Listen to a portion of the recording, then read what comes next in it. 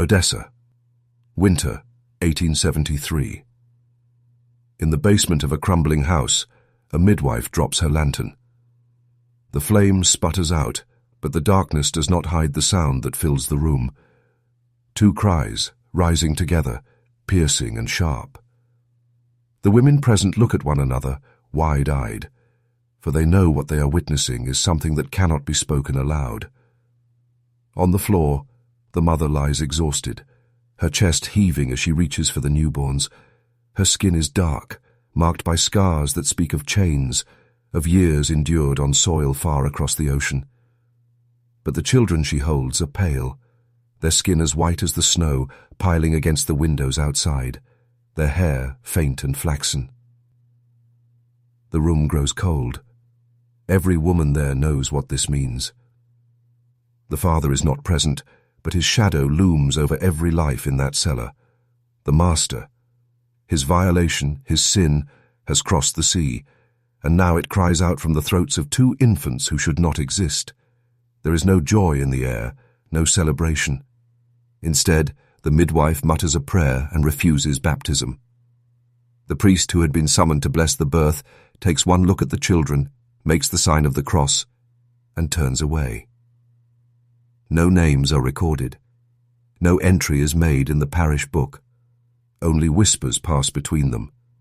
Bury this night, and forget these daughters. But Odessa did not forget. Not entirely. Because sins like these, no matter how deep you try to bury them, never truly stay hidden. They linger. They rot beneath the surface, until one day they rise again, demanding to be remembered. What followed this night was not a miracle. It was not a blessing. It was the beginning of a tale that society tried to erase, but could not. Before I begin, please subscribe to the Macabre Record channel and tell me in the comments, where in the world are you watching from? Now, let us return to Odessa, to the bitter cold of that winter. To the city that whispered about two sisters born in silence and shame. Their existence was struck from records, their names denied, but their story is still here, waiting in the shadows. This is the tale of the sin society could not bury. Odessa in 1873 was not a city of peace. It was a city of contradictions, a place where wealth and misery walked the same narrow streets. The port was alive with the creak of ships and the smell of tar, grain, and salt. Merchants came from the Ottoman Empire, from the Mediterranean, from Vienna and Moscow, each bringing their trade, their tongues, and their secrets. By day the markets were crowded, noisy, filled with colors and shouting. But by night, the same streets fell into silence, broken only by the sound of boots echoing against stone and the faint barking of hungry dogs. Shadows seemed longer in Odessa. Whispers seemed louder. It was a city of superstition as much as commerce. Sailors spat before boarding ships, certain the sea itself could swallow a man whole, if not properly respected. Housewives crossed themselves at the sight of broken glass, convinced it invited death into the home.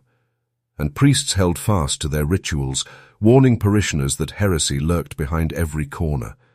In a place built on trade and migration, suspicion ran deep. Strangers were rarely welcomed. Foreign blood was often met with fear. So when whispers began to spread of two pale infants born to a black mother, Odessa was ready to believe anything but the truth. In taverns, men said the twins were not children at all, but omens.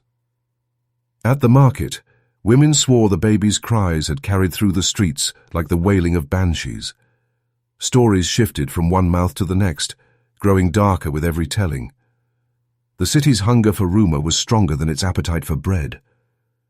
Odessa's power was not just in its commerce, but in its silence. Records could vanish if the right man gave the right order. Names could be stricken from ledgers, faces forgotten in portraits, families erased from memory. This was a city that knew how to bury its sins.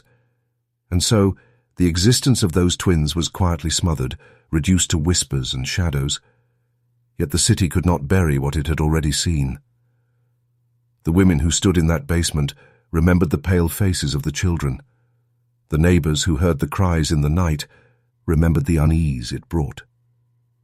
And as the weeks passed, the sense of dread grew heavier, as if the cobblestones themselves knew that something unnatural had taken root in Odessa. It is here that our tale truly begins, not in celebration, but in fear. Before the twins drew their first breath, there was their mother. Her name was seldom spoken aloud, and in time it was erased entirely, but those who whispered of her called her the woman with the chain-marked arms. She had been born far from Odessa, beneath a burning sun, in the shadow of sugarcane and cotton. Hers was a life forged in the violence of a plantation.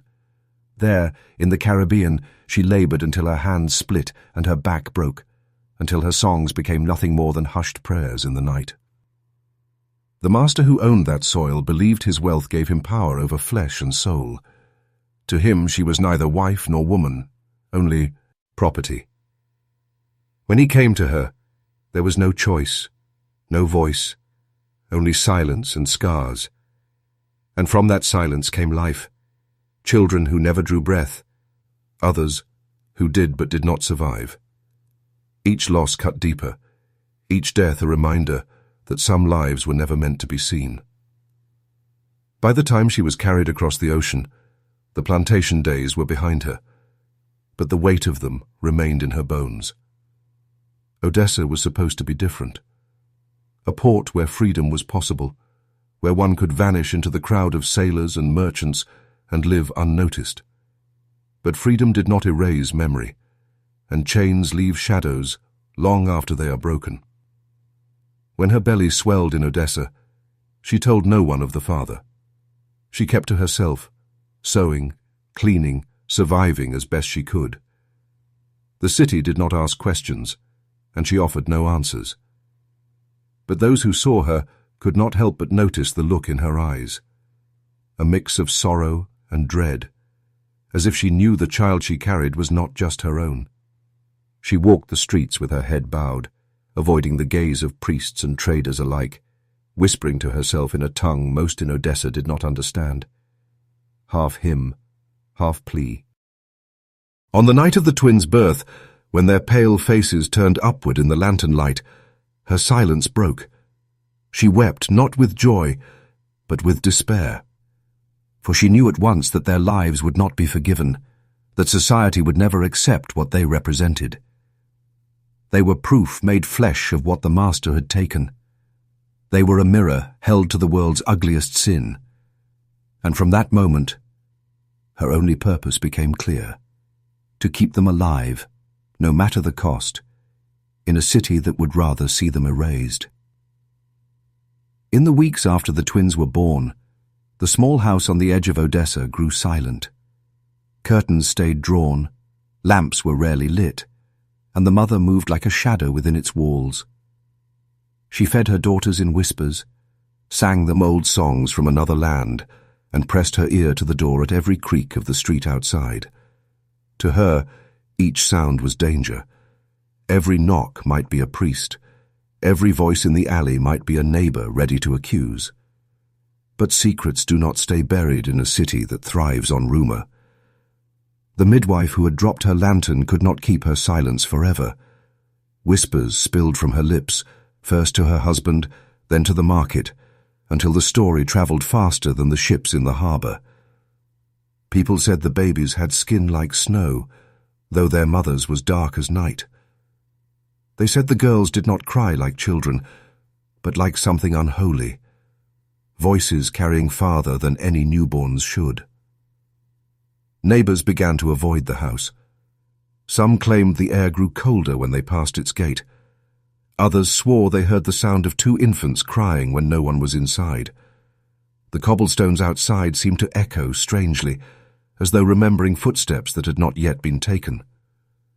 Mothers pulled their children close when they walked by, and men spat to ward off evil. The mother noticed the change.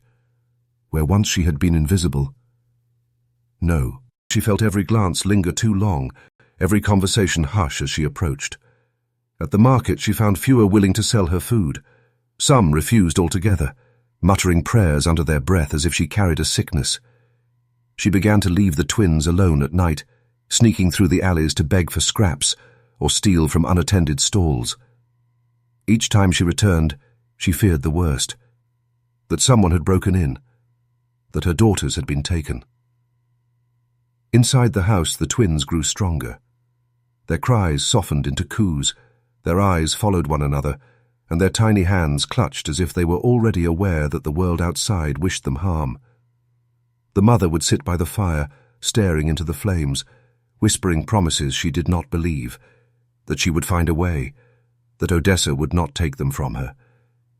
Yet even as she spoke, she could hear the city whispering back, a murmur in every alley, a rumor in every tavern. The cursed twins, the daughters of sin. It began with small things, little happenings that most would dismiss if they stood alone. A jug of milk souring overnight, though it had been fresh the evening before. Bread moulding within a day. A dog that once slept peacefully near the mother's door, now snapping at shadows and refusing to cross the threshold. The neighbors noticed first, and in Odessa, noticing was enough to start another round of whispers. One evening, a woman from across the street claimed that every candle in her home sputtered out at the exact moment the twins began crying. She swore she relit them, only for the flames to gutter again.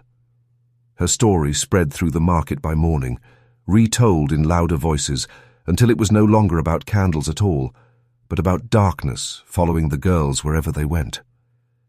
Others said they had seen icons slip from the walls when the twins passed by, sacred images shattering against the floor as if repelled by their presence. Animals grew restless around them. Horses bucked when the mother carried the twins past the stables, their eyes rolling white as though they sensed something the human eye could not. Cats hissed from rooftops, their backs arched, tails rigid. Even the rats in the alleys seemed to scatter at the sound of the infants' cries, abandoning scraps they would normally fight over. People began to call them not children, but omens. There were nights when the wind carried strange sounds through the streets near the house. Some swore they heard lullabies drifting from the windows long after the mother had gone silent, melodies sung in two voices that did not sound entirely like children's. The tunes were foreign, half hymn and half dirge, stirring unease in the hearts of those who heard them. One man, drunk and bold enough to linger outside, claimed the songs seemed to come not from inside the house, but from the stones beneath his feet. The mother, wheezed. Airy and desperate, tried to dismiss these things. To her they were children, flesh and blood, hungry, fragile.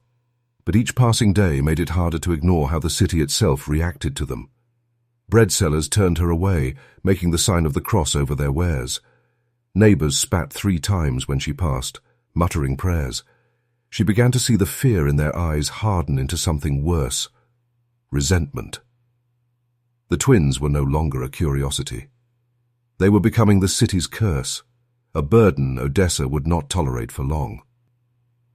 The church had heard the whispers long before it chose to act. Priests were not deaf to the markets or blind to the taverns, and Odessa's parish was built on a fragile balance of faith and fear.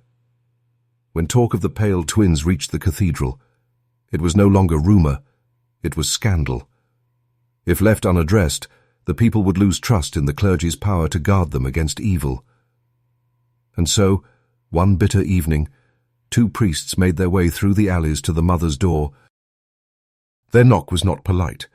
It was the strike of men certain they had the right to enter.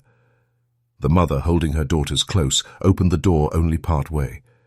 The elder priest, his voice heavy with authority, told her that the children must be brought before the church for cleansing. He said they bore a stain, a reminder of a master's crime, and that no such creatures could be allowed to live unblessed among decent folk. The younger priest said nothing, but his eyes betrayed unease, as though he too feared what might wait inside. The mother refused. She stood trembling, but her voice was steady when she said the twins were hers, that they had done no harm, that no priest would lay a hand on them. The elder priest's face darkened. He whispered words she could not hear, but she felt the weight of them, the curse of excommunication. He declared that no baptism would ever be given, no church door ever opened to her or her daughters. They would not be recorded in the book of life. To the church, they were already dead. When the priests left, the mother bolted the door and sank to the floor, clutching the twins as if her arms alone could shield them from the world. That night, she lit no fire, for fear the glow would draw more eyes. She whispered songs from her homeland, songs of survival, but beneath her voice the children began to hum, not in rhythm with her, but in tones that rose and fell like chanting. It sounded eerily familiar, like echoes of the same hymns she had heard spilling from the cathedral when bells rang. The next morning, word spread that the church had turned its back on the family. And in a city like Odessa, where faith was as much law as scripture, such a sentence was more dangerous than any blade. The people now believed the twins belonged not to God, but to something else entirely. As the months turned to years, the twins grew, and with their growth came a strangeness that no mother could explain. Their bodies remained fragile, pale as wax, but their eyes burned with an intensity that unsettled anyone who dared look too long. They were too quiet, the kind of quiet that filled a room rather than emptied it. When other children babbled nonsense, these sisters sat together in stillness, heads tilted, as though listening to voices no one else could hear. They learned to walk without stumbling, their steps measured, deliberate, always in perfect rhythm with each other. And though they rarely spoke, when they did, it was never in the playful chatter expected of children. Instead, their words came like fragments, half-formed prayers, verses that matched no book but sounded like scripture nonetheless. They whispered the names of saints long forgotten, hummed hymns that had not been sung in Odessa for decades. Once a neighbor swore he heard them repeating a funeral prayer in Latin, though the mother could neither read nor speak the language. At night they sang. The mother would wake to find them sitting upright in bed, their hands clasped, their pale faces turned toward the ceiling as though addressing some unseen congregation. Their voices blended into one sound, not in unison, but weaving in and out like a choir. The melodies were unlike anything known to the city, half lullaby, half lament, the kind of music that raised the hair on the back of the neck.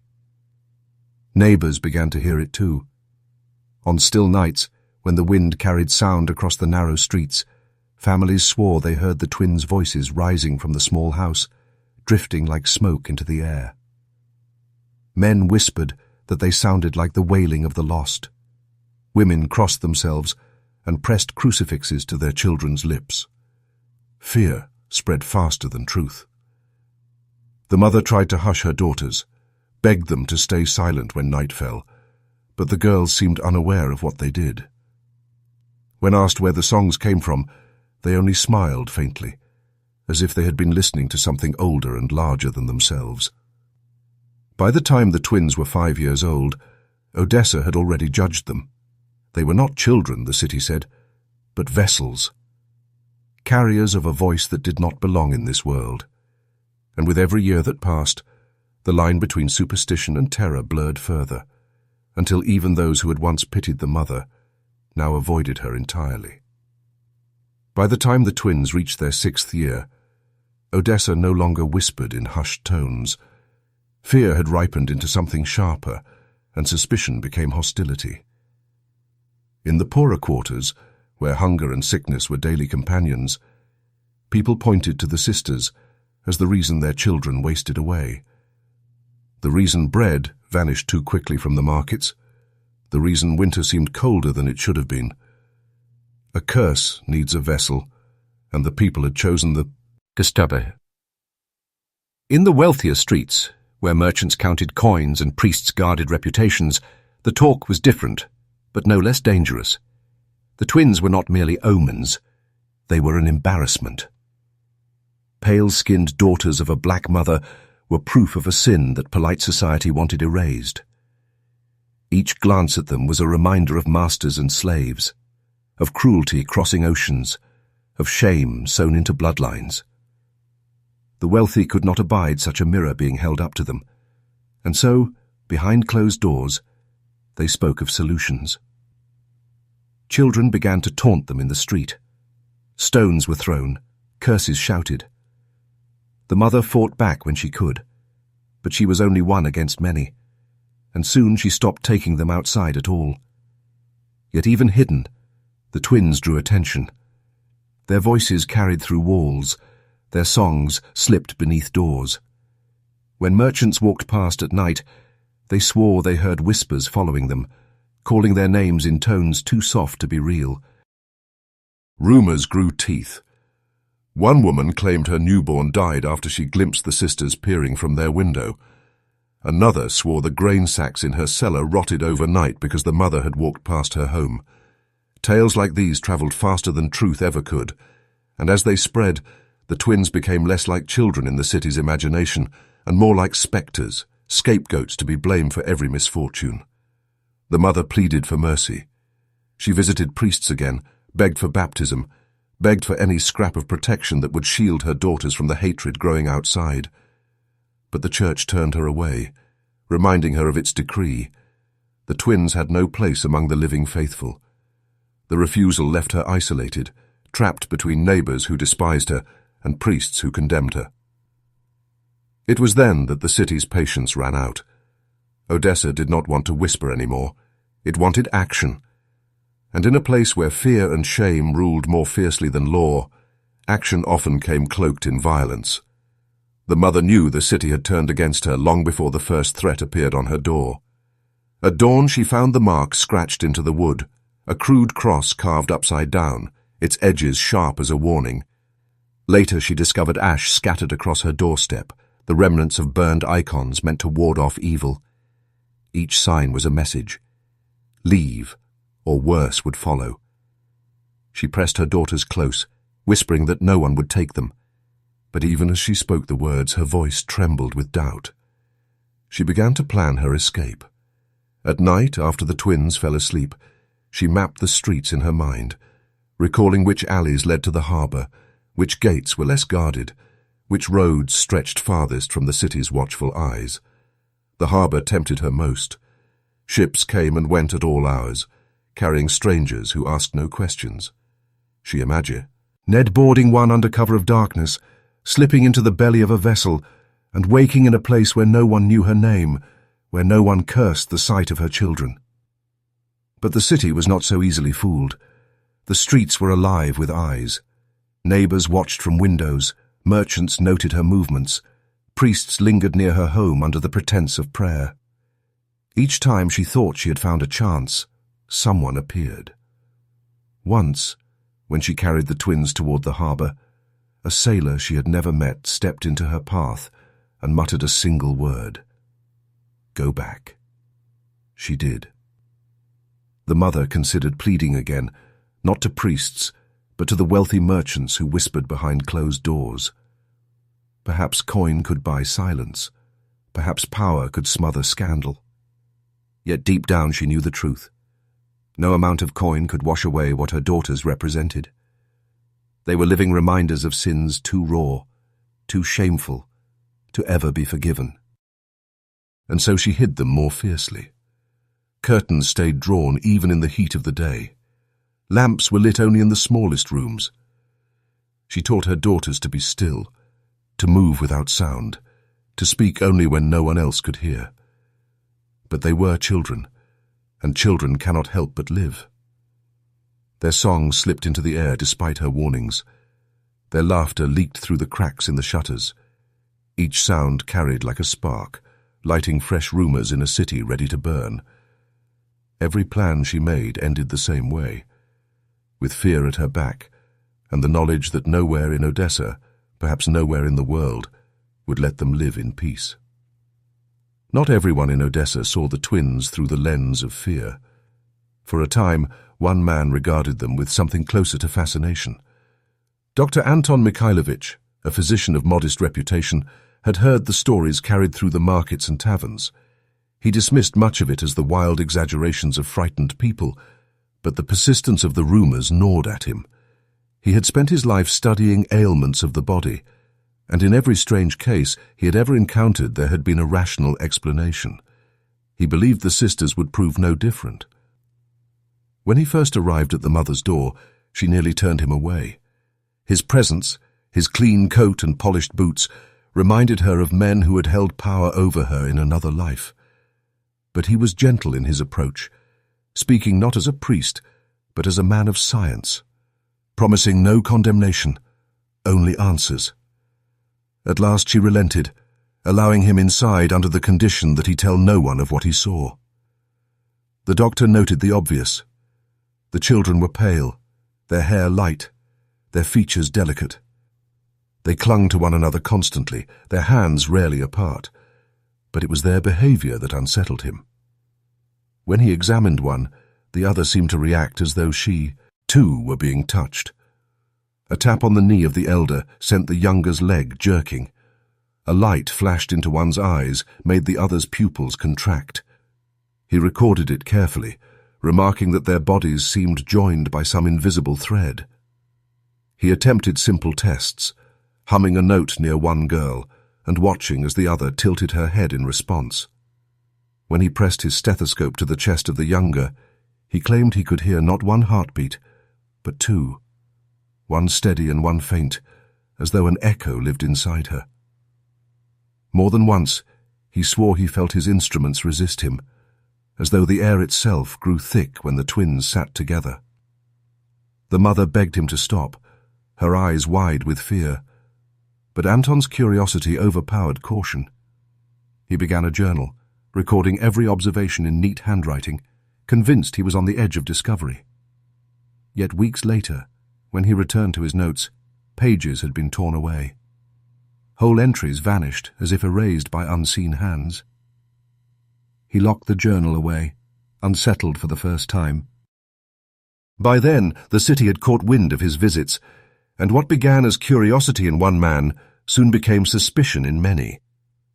Odessa was ready to believe not that he studied the cursed sisters, but that he had been corrupted by them. It was a Sunday morning when Odessa's patience finally broke. The air was brittle with frost, the harbour sealed in ice, and the city gathered in its cathedral for worship. The priests had warned against speaking of the Pale Sisters, had forbidden their names from the pulpit, yet the people could not forget. Every bowed head carried the weight of rumour, every whispered prayer was shadowed by fear. And then, as the congregation knelt, the bells began to toll. No hand pulled their ropes, no wind stirred the tower, yet the bells clanged, heavy and violent, as though rung by an unseen fury. The sound shook the rafters and sent echoes rolling through the streets. Worshippers lifted their heads in alarm, crossing themselves, some crying out that judgment had come. Those who ran outside saw the mother in the distance, walking with her daughters along the frozen road. The girls clutched each other's hands, their pale faces turned toward the cathedral, and though their lips did not move, the bells roared louder with each step they took. Windows rattled, horses reared, and in the square people fell to their knees, shouting that the children were the cause, that no ordinary soul could summon such chaos. The mother tried to hurry them away, pulling the girls into an alley, but the damage was done. Odessa had seen enough. That evening stories spread like fire. Some swore they had seen the twins smiling as the bells rang. Others claimed their eyes glowed with a light not of this world. A few insisted they had heard voices rising beneath the clamour of the bells, a chant in a language no one could name. Each retelling sharpened the terror until it was no longs, an incident, but an omen. By nightfall the priests met in secret chambers. They spoke not of salvation, but of containment. The city could not abide these children any longer. Their very existence threatened faith, order, and memory itself. It was agreed. The girls must be taken from their mother, hidden away, silenced. Not for healing, not for study, but for erasure. The decision spread faster than any official decree. Men whispered in taverns of purging sin. Women muttered over their icons that mercy was not possible. And as the bells fell silent once more, a darker sound settled over Odessa, the sound of a city preparing to turn on its own.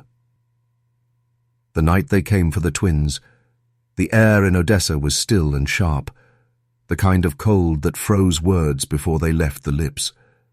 The mother had barred the door, shuttered the windows, and whispered prayers into the dark, clutching her daughters to her chest. But prayer could not keep out men determined to silence what they feared. It began with a pounding at the door, louder than any knock, the wood rattling in its frame.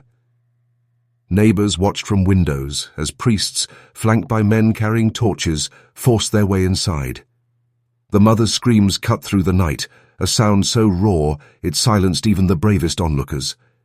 She begged, clawed, fought with every shred of strength, but she was only one against many. The girls were pulled from her arms, their small hands reaching back as she fell to the floor. The priests did not take them to the cathedral. They were dragged instead through the narrow alleys toward the convent, a stone building older than most of the city, its basement as cold as a crypt. There, behind locked doors and beneath flickering candles, the children were laid upon a table, while prayers were muttered in voices that shook more from fear than faith. Some called it an exorcism, though none who stood there dared name what they believed they faced. The accounts splinter from this point, like broken glass reflecting the same horror in different ways. One witness swore the girls lay silently, eyes wide, lips parted as though listening to something only they could hear. Another claimed they spoke in unison, reciting scripture no one had taught them. A third insisted the walls themselves seemed to moan, the stones echoing with cries that did not come from human throats. What happened after remains uncertain. Some say the priests tried to cleanse them with holy water, only for the candles to extinguish and the room to fall into suffocating darkness.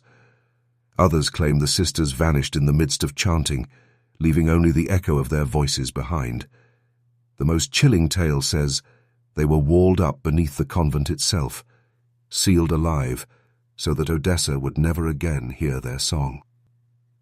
When morning came, the mother was gone from her house, her door left hanging open, her belongings abandoned. The convent denied any knowledge of the twins. The city, once so eager to whisper their names, fell silent. Odessa had decided the sin would not be spoken of again. What followed their disappearance was not peace.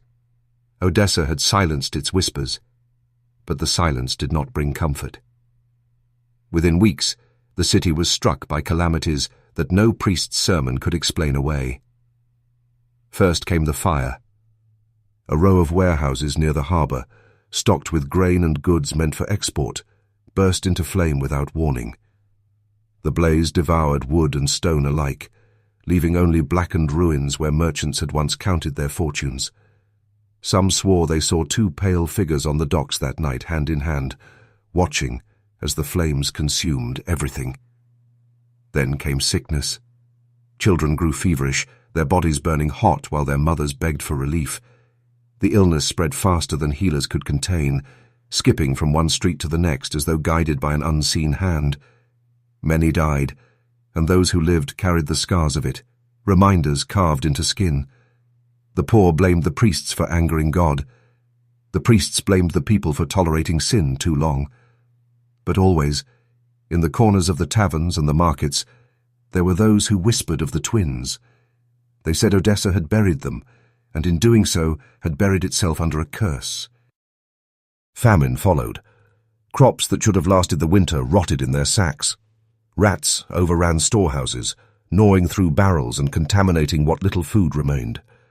Families starved while the wealthy hoarded supplies, and the city's divisions deepened. Mothers muttered prayers not for bread, but for forgiveness, as if the hunger itself was punishment. And still, the same story lingered. Two pale girls whose voices once echoed in the night, now haunting Odessa from beneath the earth. The city grew restless, fearful of every shadow, suspicious of every misfortune. If a roof collapsed, someone blamed the sin of the sisters. If a ship sank at sea, their names were spoken in hushed tones on the docks. The absence of their bodies did not end the story. It gave the story more power. For what is unseen often frightens more than what stands before the eyes. The priests urged the people to forget, to bury the past as they had buried the girls. But forgetting is not so easily commanded. Odessa could not cleanse itself of memory, no matter how hard it tried. Instead, the city carried the weight of that night like a scar, invisible, but felt in every breath, every prayer, every lingering silence after dark. After the calamities, Odessa's leaders made their choice. If the twins were a wound, the city would stitch itself closed by cutting away every trace of them. The erasure began quietly. Parish ledgers that had once recorded baptisms and deaths were reviewed, and whole pages vanished overnight.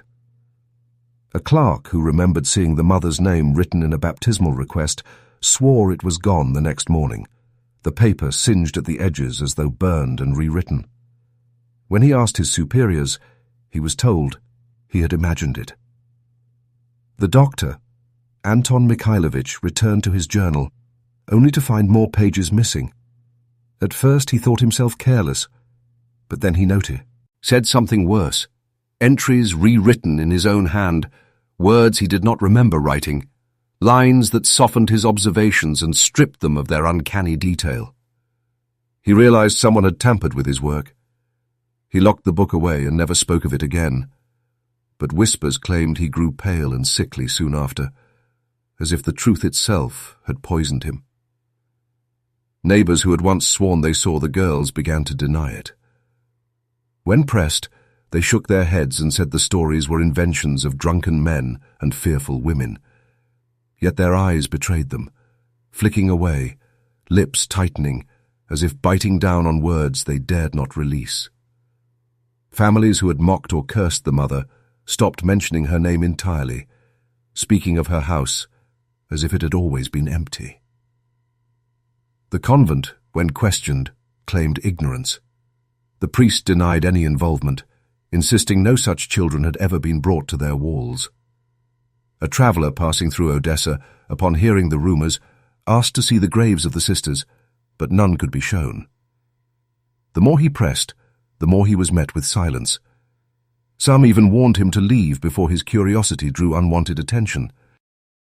Soon it was as though the girls had never lived. Their existence was stricken from paper, from pulpit, from official memory. What remained was only rumour, spoken behind closed doors or in the dark corners of taverns where firelight flickered and faces hid in shadow. The city had succeeded in burying the story, at least on the surface. But like rot beneath floorboards, the truth lingered, unseen but unforgotten, gnawing silently at the edges of memory. The erasure might have fooled paper and priest, but it did not fool the streets.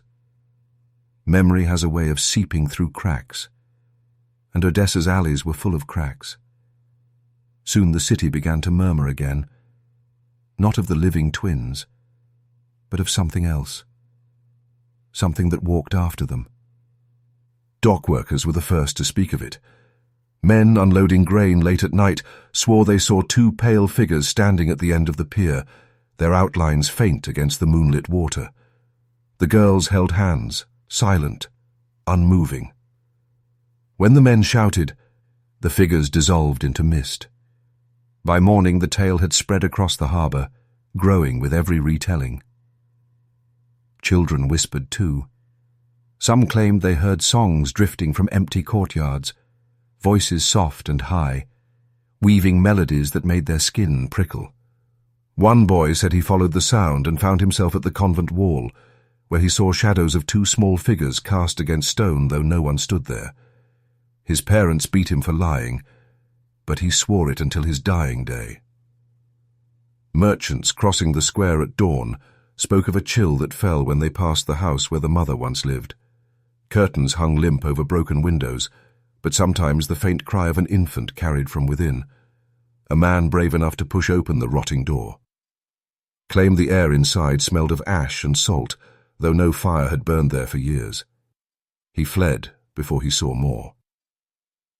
The sightings, Sprire, ed beyond the city as well.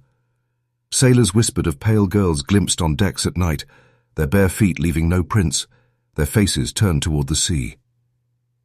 More than one captain recorded in his log that storms rose suddenly after such visions, as if the waters themselves answered to the twins. These accounts were dismissed in daylight, but none of the men laughed when the sun went down. The church condemned such stories as superstition, warning that repeating them was a sin. Yet even priests avoided the alleys after dark. They knew what the bells had done, what the walls of the convent might still conceal. And though the city had torn their names from every record, Odessa could not rid itself of the sound of their voices. They lingered in the wind, in the cries of gulls, in the ringing silence after the last bell faded. The twins had been erased from memory, but Odessa itself would not let them go. In time, the stories hardened into legend. Odessa no longer spoke of the twins as children who had once lived, but as omens that drifted through the city like shadows. Every calamity found their names attached to it. When a storm cracked masts in the harbour, sailors swore they had seen the sisters standing at the shoreline, their pale hands clasped as lightning forked across the sky. When a roof collapsed in the merchant quarter, killing a family inside, neighbours whispered that two small figures had been spotted playing in the street hours before. The twins became less human with every retelling, reshaped into harbingers of disaster. Some said they walked only at night, their outlines faint as candle smoke, their steps leaving no trace on the snow. Others claimed they appeared in daylight too, among crowds, indistinguishable until you noticed their silence. Two girls, always together, always watching. They never spoke. Yet those who saw them swore their minds filled with words not their own, warnings, confessions, or memories long forgotten. A dockhand once admitted that after glimpsing them, he recalled in vivid detail every cruelty he had ever committed. He drank himself to death within the month. Legends grew darker still. In the poorer quarters, mothers warned their children that if they misbehaved, the pale sisters would come at night and sing them away. Men in taverns told one another that if the twins looked you in the eye, your days were numbered, for they carried the sins of the city and would drag you with them when they came to collect. Sailors feared their laughter most. One captain claimed he heard two girls giggling on deck during a calm night. By dawn, a squall had risen and swallowed his ship whole. He alone survived to tell the tale. The convent kept its silence, though its walls told another story. Travellers noticed how the sisters were painted out of old frescoes, figures erased so crudely that ghostly outlines remained.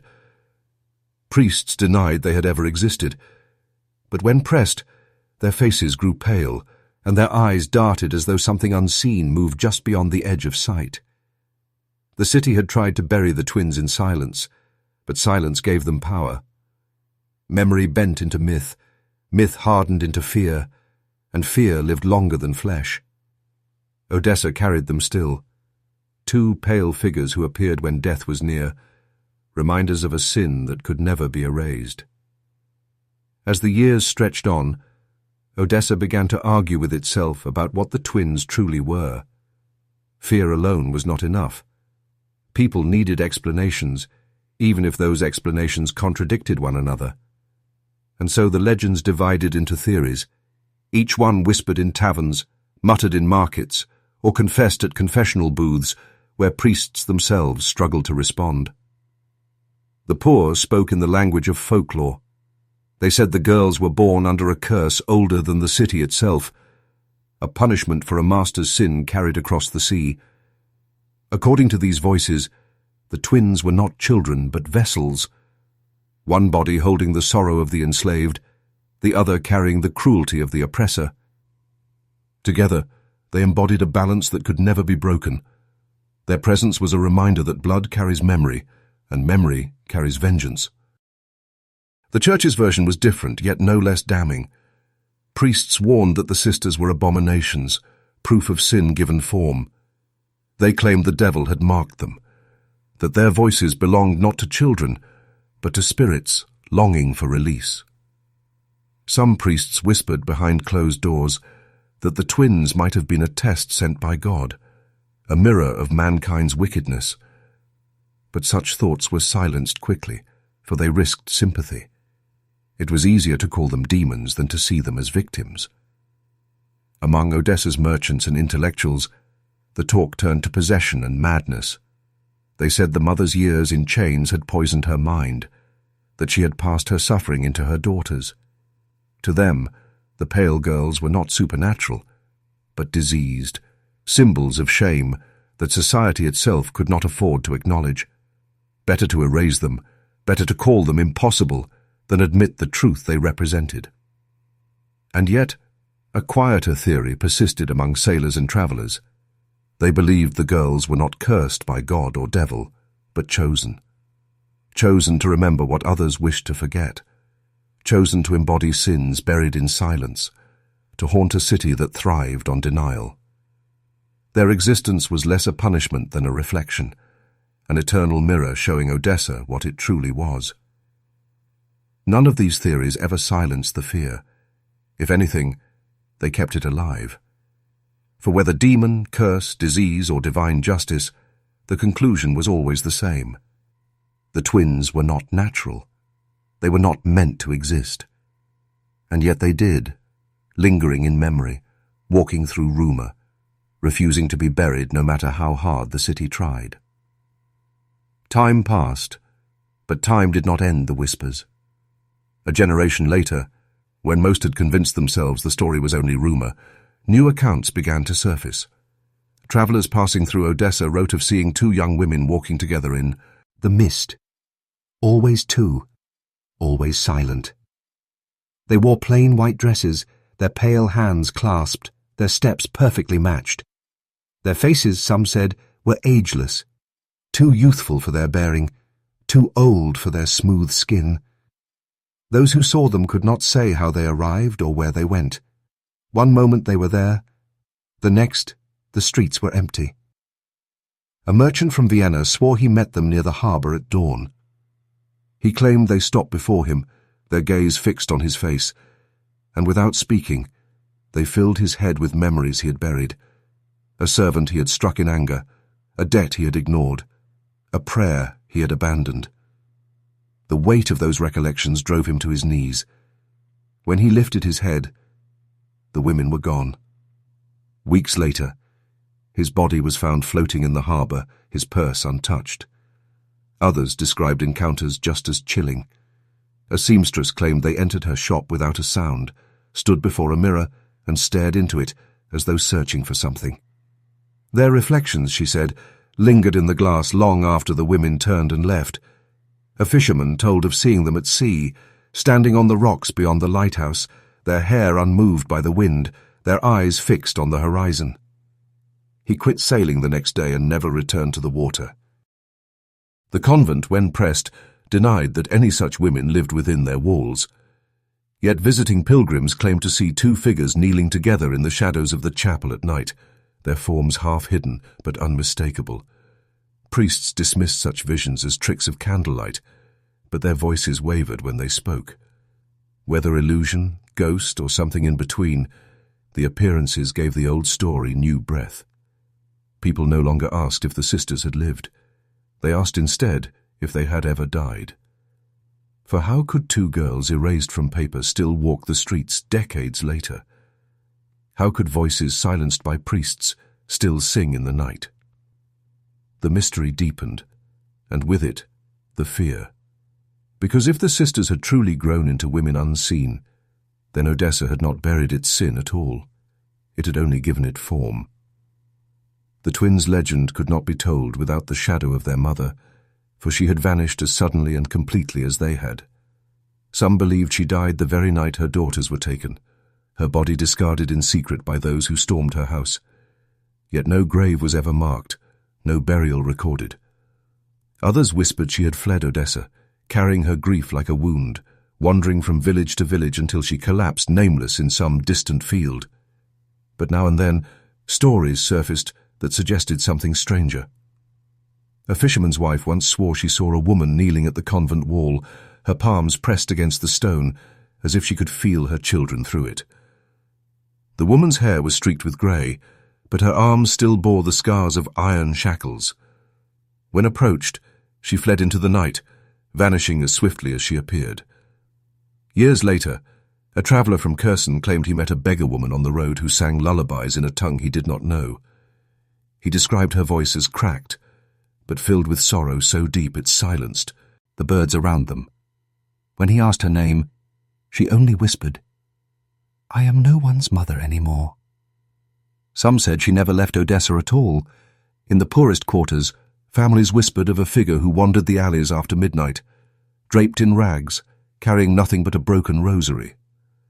She would pause beneath windows where infants slept, humming softly until the babies grew restless. The people feared her, calling her the widow of the pale daughters. To see her, they said, was to invite misfortune into your home. Yet others chose to see her as a protector rather than a curse. They claimed she lingered near the harbour, watching for ships, warning sailors of storms. A handful of men even credited her with saving their lives, guiding them to shore when fog made the sea a grave. The truth of her fate was never written, just as the truth of her daughters was erased. But in every version of the tale, she remained bound to them. Whether in death or in wandering, whether as ghost or woman, she was never freed from the sin that had created them. And perhaps that was the cruelest curse of all. Not that the city denied her, but that she was remembered only as the mother of the pale twins, forever unnamed, forever weeping in silence.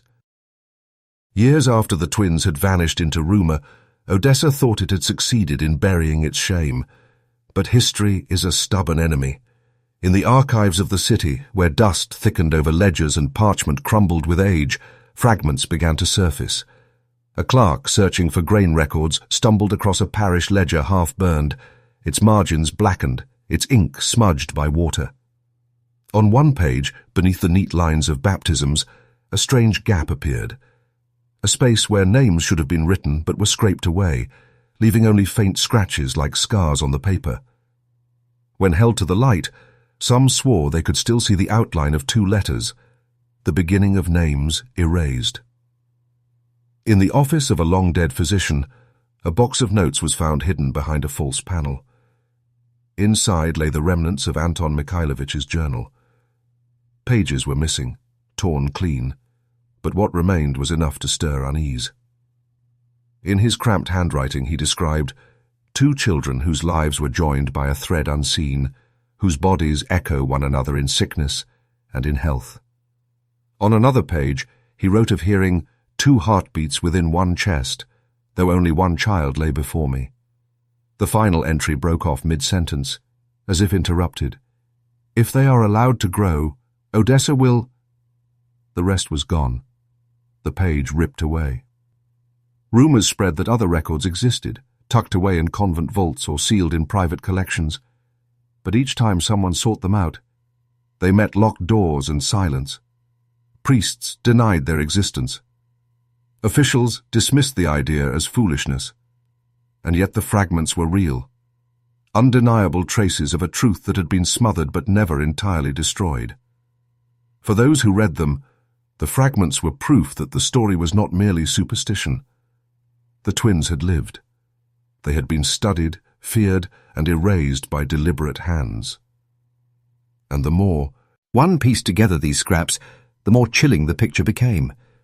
Not of children cursed by heaven or hell, but of a city that had chosen to bury its sin by burying its victims. Still, Odessa refused to speak openly. The documents were quietly rehidden, shuffled back into shadows, where only the curious and the reckless would ever stumble across them. But the damage was done. The ashes of truth had been stirred, and once stirred, they carried on the wind, whispering that sins may be burned from paper, but never from memory.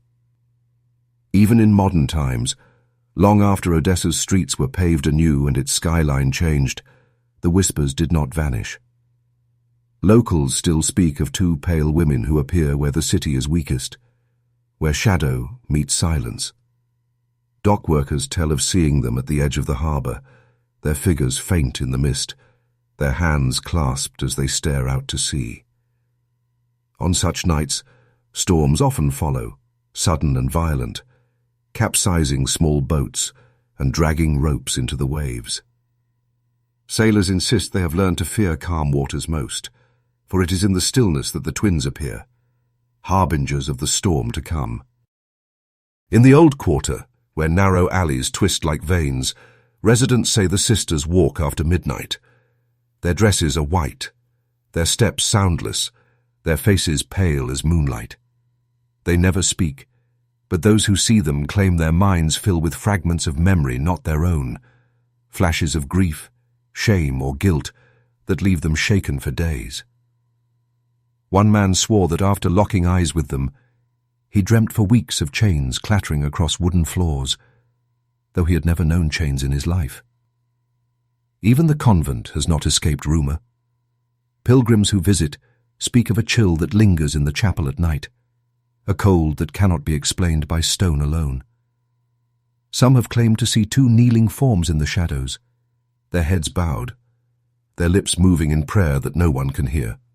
The priests dismiss such stories as superstition, but their denial is too quick, their eyes too uneasy.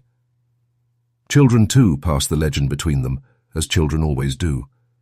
They dare one another to stand outside the mother's abandoned house at midnight, to press their ears to the cracked walls and listen. Some swear they hear singing, faint and sorrowful, like a lullaby sung from beneath the floorboards. Others claim to see faces in the windows, pale and watching. Tourists laugh when they hear these tales, treating them as curiosities, but those who live in Odessa do not laugh. They lower their voices when speaking of the twins. They avoid certain streets after dark. They teach their children to keep their eyes down if they ever see two figures walking hand in hand, for to meet the gaze of the sisters is to invite memory itself, the kind of memory that destroys. Over the years, the pale sisters ceased to be seen only as ghosts of two children. They became something larger, a mirror held against Odessa itself. Every society buries its sins, but some sins resist the soil, clawing their way back into daylight no matter how deep the grave. The twins became the city's reminder of this truth. They were the faces Odessa could not erase, no matter how many pages were burned, no matter how many priests swore they had never lived. To some, they represented punishment, the consequence of cruelty carried across oceans. Their pale skin, born of a black mother scarred by chains, was not simply a curiosity but a scar the city tried to hide. To others, the sisters were memory made flesh, the embodiment of everything Odessa wished to forget: slavery, violence, shame. They were not demons nor saints, but history itself refusing silence. Their legend took root not because people loved to be frightened, but because fear often grows from guilt. When sailors swore they saw the sisters on the pier before a storm, what they truly feared was not the sea but the weight of their own deeds. When merchants heard voices in the night, what unsettled them was not the sound, but the memory of transactions built on suffering. And when priests whispered that the girls carried the devil's mark, perhaps what they feared most was that the church itself had failed them, that holiness had been used to justify chains, and the proof of it now walked in pale skin and dark eyes. The legend endured because the city needed it. People fear ghosts, yes, but they also cling to them. A ghost is a story you cannot silence, a record that will not burn. The twins became that record. In their silence, they told the truth no one dared to put to paper, that society is built on bones, that wealth is often born of suffering, that sins denied will always return. And so Odessa continued to live with them, not as children in flesh, but as figures in memory. They haunted not just the alleys and the harbour, but the conscience of a city. For the sin was never buried. It was only waiting, reflected in the pale faces of two sisters who would not be forgotten. The story of the Pale Sisters is not unique in its shape. though it is chilling in its detail. Across history, there are countless names erased, countless faces lost to fire and silence. Records are burned, ledgers altered, graves left unmarked. Those with power have always believed that destroying evidence destroys truth. Yet truth has a strange resilience. It lingers in rumor, in the uneasy hush of a room, in the kind of memory passed from mouth to mouth when paper no longer dares to hold it. The twins became Odessa's reminder of this. But beyond Odessa, their tale echoes with a wider warning. For how many other sins lie hidden beneath the surface of cities, never spoken aloud but always felt? How many voices have been silenced? How many stories buried, only for fragments to rise again like smoke through the cracks of time? Some say history is written by the victors, but in truth it is also erased by them. And what is erased often returns in stranger forms, in ghost stories, in whispered warnings, in myths that outlive fact. The Pale Sisters may never appear in official records, but their legend endures far longer than any ledger could. That endurance is a kind of justice, not the justice of courts or scree, Ipcha, but the justice of memory. It is not comfort, though. To remember what was buried is to be reminded of the cruelty that placed it in the ground. Those who speak of the twins today do not tell their story with pride, but with unease. They lower their voices, not because they doubt, but because deep down they know that the legend is true in ways more dangerous than the facts.